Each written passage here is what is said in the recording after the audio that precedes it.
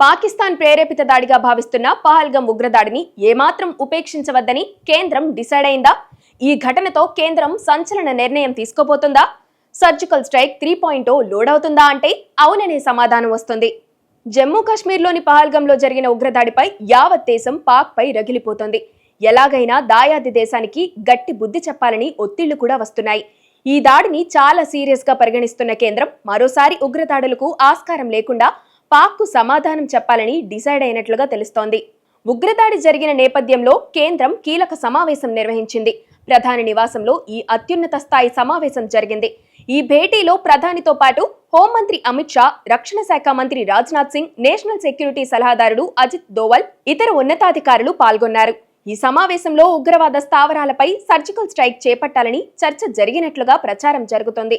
రాజ్నాథ్ సింగ్ కూడా పాక్ ను వదిలేది లేదని, తీవ్ర స్థాయిలో సమాధానం చెబుతామని ప్రకటించడం సర్జికల్ స్ట్రైక్ 3.0కు దారితీస్తుందనే ప్రచారానికి బలం చేకూర్చుతోంది.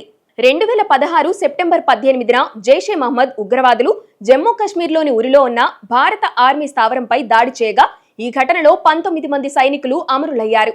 దీంతో పాక్ బుద్ధి చెప్పేందుకు అదే ఏడాది సెప్టెంబర్ 28న రాత్రి భారత ఆర్మీ పిఓకేలో నియంత్రణ రేఖను దాటి ఉగ్రవాద శిబిరాలపై సర్జికల్ స్ట్రైక్ నిర్వహించింది. తిరిగి 2019 ఫిబ్రవరి 26న భారత సైన్యం రెండోసారి సర్జికల్ స్ట్రైక్ నిర్వహించింది.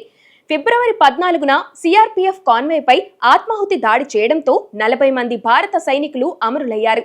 దీంతో ఫిబ్రవరి 26న పీఓకేలో బాల్కోట్, చకోతిలోని ఉగ్రవాద స్థావరాలపై వైమానిక దాడులు చేశాయి. ఈ నేపథ్యంలో పహల్గంలో ఉగ్రదాడి జరగడంతో కౌంటర్ ఇచ్చేందుకు భారత్ త్రివిధ దళాలను సిద్ధం చేస్తోంది. పాక్ ఉగ్రవాద సంస్థలను ఏరివేసేందుకు కేంద్రం సమాయత్తమవుతుంది. కేంద్రం నిర్వహించిన అత్యున్నత స్థాయి సమావేశం రాజ్నాథ్ సింగ్, అమిత్ షా వ్యాఖ్యలను చూస్తుంటే పాక్ పై సర్జికల్ స్ట్రైక్ 3.0 ఖాయంగా కనిపిస్తోంది. పైగా అగ్రరాజ్యం అమెరికా కూడా ఉగ్రవాద నిర్మూలన కోసం భారత్ కు అండగా ఉంటామని ప్రకటించడంతో పాక్ ను దెబ్బతీసేందుకు వడివడిగా అడుగులు పడినట్లు తెలుస్తోంది.